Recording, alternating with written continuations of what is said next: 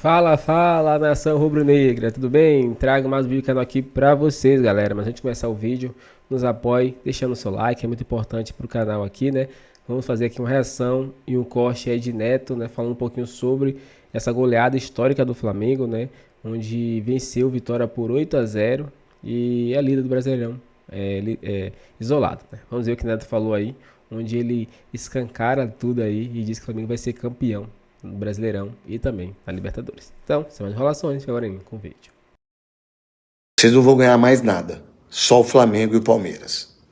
Seguinte, hein? Pode ter certeza absoluta, se os clubes brasileiros, os grandes clubes, não entenderem que o Flamengo e o Palmeiras estão há anos-luz em termos de administração, de time, de jogador, esquece. Vai ser tipo campeonato alemão, sacou? Tipo campeonato espanhol. Só dá Real Madrid e Barcelona. Só dá Bayern. Se é Bayern, é bom. Então esquece. Ou Corinthians, Vasco, Fluminense, São Paulo, Santos, Grêmio, Internacional. Ou vocês entendam que tem que ter uma administração nos próximos anos de uma visão diferente daquela que o Flamengo teve e também o Palmeiras. Vocês vão nadar, vocês vão enxugar gelo. Aí paga uma dívida aqui, vende o jogador, paga um menino ali, vende o menino, e aí vocês vão ter transfer ban, vocês não vão ganhar mais nada. Só o Flamengo e o Palmeiras. Goleada histórica do Flamengo. São vários pontos, vários números que comprovam isso. Entre os números está exatamente esse, que mostra que essa é a maior goleada da história dos pontos corridos. Até então, o Goiás, o Cruzeiro e o São Paulo haviam conseguido vencer seus adversários por 7 gols de diferença. Mas agora o rubro-negro eleva então esse patamar com essa goleada por 8-0 contra o Vitória. Claro que não seria diferente. A goleada é histórica e agora nós vamos mostrar como foi sob os olhares do nosso poeta, o poeta da nação, Pedro Henrique Torre.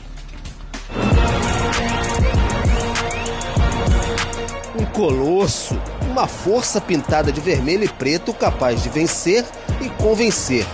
Furiosa por gols, muitos gols, 8 para ser preciso. De todos os jeitos, para todos os gostos. Arte em forma de futebol. O irresistível líder Flamengo atropelou o Vitória no Maracanã sem tomar conhecimento, num jogo que já abraça a eternidade como morada definitiva. Espetacular, espantoso, assombroso. Há vários adjetivos para classificar o que fez o Flamengo aqui no Maracanã na noite desta segunda-feira, mas o mais correto seria histórico. 8-0. A maior goleada de todos os tempos em pontos corridos, e esse time promete que há espaço para ainda mais.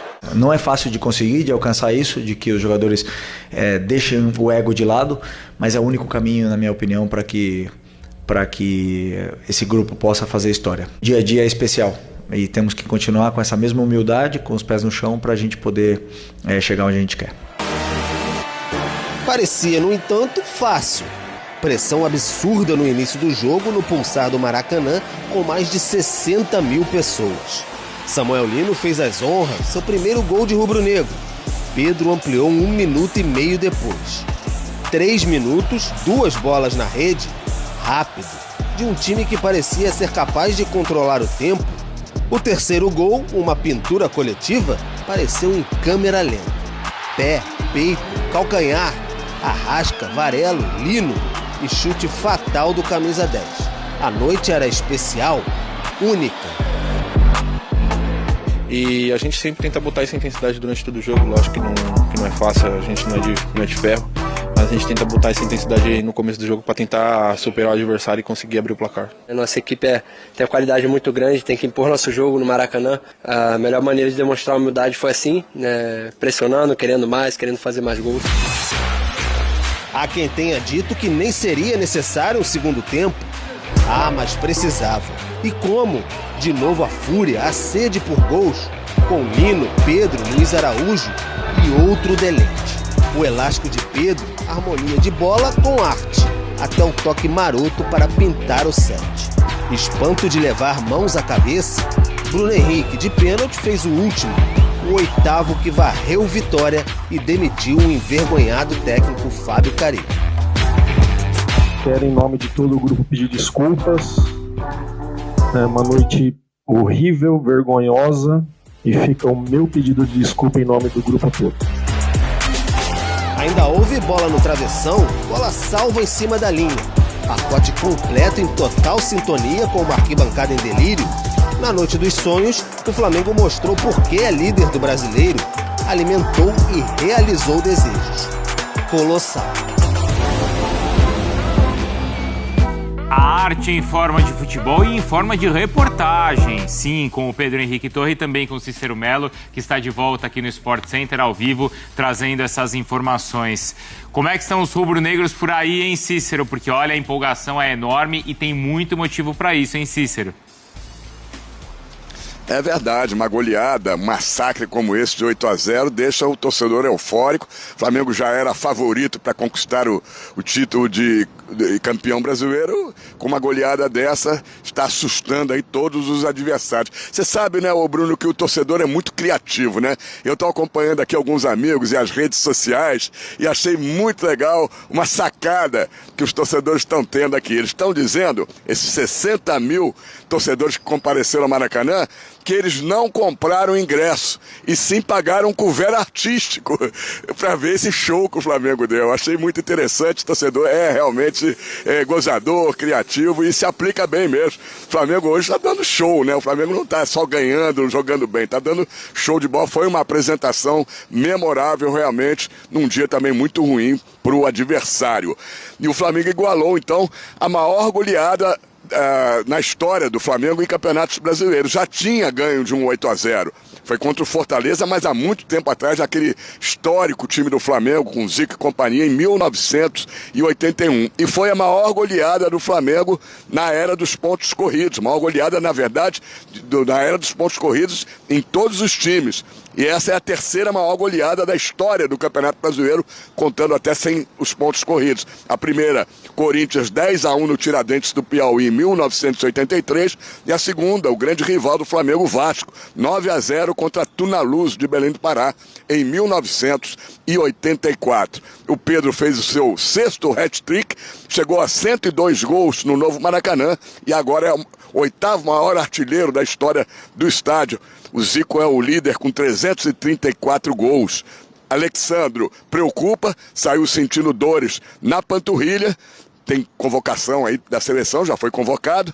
E o Flamengo, 46 pontos ganhos, 76% de aproveitamento, 44 gols marcados. Realmente o Flamengo está destoando, tá acima da média de um time que vai ser campeão brasileiro, que tem tudo para ser campeão brasileiro, vai brigar por esse título.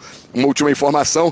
Próximo jogo do Flamengo, que o adversário já deve estar preocupado, é o Grêmio. Domingo no Maracanã, 4h. Será que vai ter couvert artístico de novo, Bruno? É um show da Broadway, viu, Cícero? Um Hamilton. Já assistiu o Hamilton, Mário? Não assisti. Ah, já assisti, claro que já. É, então. Sim, eu não assisti ainda, mas falam que é muito bom. Eu já assisti, é muito bom. Você assistiu? Assisti. Então eu confio aí na sua qualidade como espectador. Isso. Exatamente, na sua crítica. Bom, a gente assistiu o Flamengo ontem e foi impressionante. 72% de posse, a gente já viu.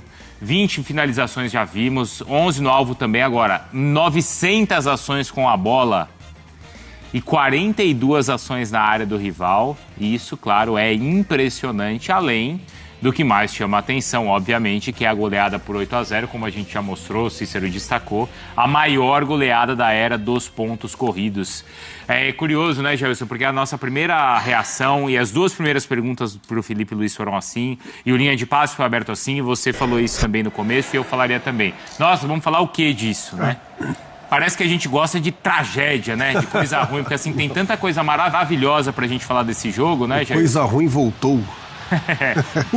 Porque assim, é isso, né? 3 minutos já, é impressionante como acho que do jogo do Inter, dos confrontos do Inter pra cá, as coisas se encaixaram. Saúl, né?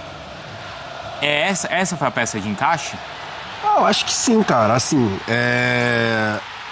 8-0, a gente vai falar do domínio, amplo domínio, campo de ataque, o time do Flamengo que a gente ali, né, com os números, 905 ações com bola, ações na área do rival.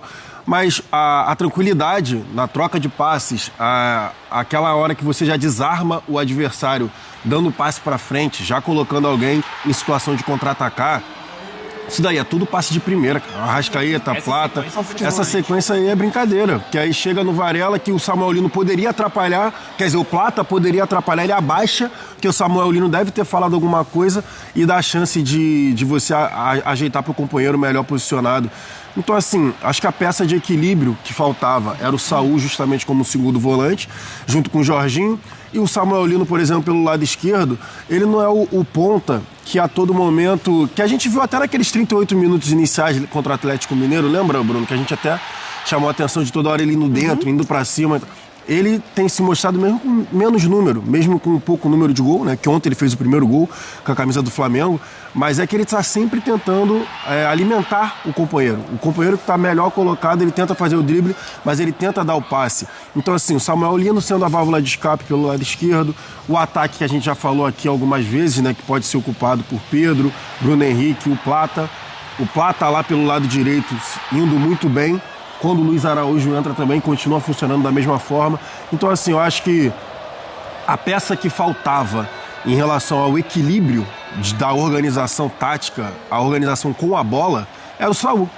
Era o Saul, esse segundo volante, que estava faltando para ter ali a companhia do Jorginho, né? Para, assim, todo mundo tá jogando em sua posição. Por exemplo, o Arrascaeta não tem que baixar para organizar, o Luiz Araújo não tem que baixar para organizar. Então, tipo assim, óbvio, a gente enaltece o Lino, enaltece o Pedro com esse gol aí que é brincadeira, chovendo molhado falar, enaltece o Arrascaeta também, que mais um jogo espetacular do Uruguai, mas o Saul, para mim, foi a peça que realmente faltava para equilibrar esse time. E não tem para ele, e é normal quando tem aquele tipo de argumento, poxa, o cara chegou, o cara vem de fora, o cara precisa se adaptar. Tanto isso serve, claro, para o Lino, mas também para o Saul, mais ainda por ser estrangeiro, e já tá jogando assim, Mário. Passa muito pelo Felipe Luiz, né? O conhecimento do Felipe Luiz com o futebol desses atletas. E esses atletas também conhecem o jeito Felipe Luiz, não necessariamente de trabalhar, mas de ver futebol. Né? E aí você pega jogadores de altíssimo nível, a assimilação e a execução é absurdo, né? Léo Pereira, Léo Ortiz, Pedro e Rossi, os únicos que estavam na derrota para o Cruzeiro, no Campeonato Brasileiro. Desse time que entrou titular, meio de campo diferente entre os volantes, Jorginho e Saul. Cebolinha estava do lado esquerdo, é o Samuel Lino. Muita coisa mudou, né, na forma de jogar do Flamengo. Se a gente pensa na introdução desses jogadores, não necessariamente na visão do Felipe Luiz de jogar, mas do jogo do Flamengo mesmo, como incorporou e se tornou, assim, visualmente até mais simples, né, fácil, né, dos jogadores conseguirem implementar o que o Felipe Luiz perde. É muito curioso, né? O Campeonato Brasileiro é maravilhoso, porque o Flamengo tem só 2 derrotas na competição. Uma delas é para o Santos, que foi goleado pelo Vasco. Verdade. Que já não consegue mais vencer ninguém, praticamente, né? O Vasco. É tudo muito do que o Flamengo pode oferecer. Porque a gente vai falar de mercado, a gente vai falar do treinador, a gente vai falar de como essa diretoria e essa nova presidência, ela se cercou de pessoas mais profissionais, de pessoas com entendimento do mercado, das suas áreas. O Flamengo, de antigamente, ele também contratava bons jogadores. Mas quando o Felipe Luiz ontem ele fala de contratações pontuais, elas foram bem pontuais mesmo. Elas foram bem pontuais. Aí a gente tem que falar do Mickey, né? O Johnston. O rapaz lá do West Bromwich, que seria contratado, e todo aquele barulho das redes sociais da torcida do Flamengo, e aí enfim, o Boto, toda a comissão ali, eles desistem da contratação, e aí eles vão atrás dos outros nomes mais pesados, né? Que aí que foi Saul, Samuel Lino, o próprio Emerson Royal, que aí, o Carrascal, que aí abriram o cofre, né? Depois da resposta que a torcida deu, abriram um cofre, e agora tá aí o time do Flamengo, que ontem mesmo, tá até falando com os amigos, o Alexandre se machuca, entra o Vinha. Exatamente. E ainda tem o Ayrton Lucas, sabe? Aí, aí na zaga a mesma coisa, ainda tem o Danilo, que não tá jogando. Se você for parar pra ver, o Emerson Royal, banco do Varela. Bom, nos pontos, De La Cruz. então, o Samuel Lino tá aí, mas você tem os outros pontos todos. De La Cruz ainda, cara. De La Cruz, é verdade. O Plata, num nível absurdo, colocando o Luiz Araújo no banco. O Plata. E o Luiz Araújo, a gente falava que talvez fosse até o jogador mais você não mexeria, exatamente. Sim. Pulgar vai voltar no banco, porque... Pulgar? Mentira. Ainda tem o Pulgar. E assim, como o Flamengo faz com alegria isso, né? E acho que isso... Sabe o que mais me impressionou ontem? Assim, a Mari destacou muito bem o Felipe Luiz, a forma que o Flamengo continuou jogando. Então, que era isso que a torcida cobrava muito. Exato. Porque era um time que muitas vezes era arame liso, de ficar tocando a bola de um lado para o outro, de um lado para o outro, e não conseguia agredir o seu adversário. Ontem, com 3 minutos, já estava 2-0 para o Flamengo, e o Flamengo continuou marcando lá em cima, continuou marcando a saída de bola, e todo mundo com 2 toques na bola, não teve passinho virando a cara, não teve tentativa besta de caneta, lençol, de tentar humilhar o adversário. Todo mundo continuou jogando da forma que o Felipe Luiz está falando, até na hora da transmissão, né? A repórter, agora eu não lembro quem foi, falando que o Felipe Luiz não tinha dado uma instrução no primeiro tempo, que ele continuou de braço cruzado e calado durante o jogo. É porque eu não lembro o nome da repórter, senão eu ia falar, obviamente, de destacar companheiro aí de profissão. Mas, enfim, pegou porque realmente o Felipe Luiz não tinha o que falar. O time continuou jogando da forma que ele queria, pressionando lá em cima, troca de passes, 2, 3 toques na bola, que nem a gente viu ali naquele golaço do Arrascaeta. Então, enfim, do jeito que o Felipe Luiz treinou, era o time jogando. Mas eu acho que esse ambiente... Então é isso, nação. Chegamos mais um fim de vídeo aqui no canal. Espero que vocês tenham gostado, né? Vimos aí Neto no começo do vídeo elogiando bastante o Mengão, que venceu esse jogo aí, né? Um jogo, vamos dizer assim, já esperada a vitória, mas não com esse placar. O placar aí foi algo surpresa, né? Porque atingiu aí o maior recorde, né, de gols, né? E a imprensa em geral, né, elogiou muito a atuação do time em conjunto, né? Ali não sozinho ali jogadores individuais. Claro que teve lances individuais como o de Pedro, que deu um elástico, cobriu o goleiro, lance de Lino também, mas de forma do conjunto, né? Troca de passes rápidos, jogadores se posicionando, correndo, passando. Então, tudo isso é o que Felipe Luiz vem plantando no Flamengo, né? E o Flamengo tem 2, 3 jogadores para cada posição. E isso é algo surreal, né? Porque a gente estava na espera de Carrascal também. Aí Carrascal entrou no segundo tempo, substituindo ali alguns jogadores que estavam já cansados, como Arrascaeta, como Plata, né? Alguns jogadores que estavam ali no decorrer da partida. E mesmo assim o nível continua alto, né? Mostrando ali que o Flamengo já tem uma filosofia. Fala galera, seja muito bem-vindo. E isso é fundamental para manter um time organizado, né, e vencedor. Mas é isso, Deus. Qual a sua opinião? Muito bem, sua opinião pra gente aqui. Se inscreva no canal e até o próximo vídeo.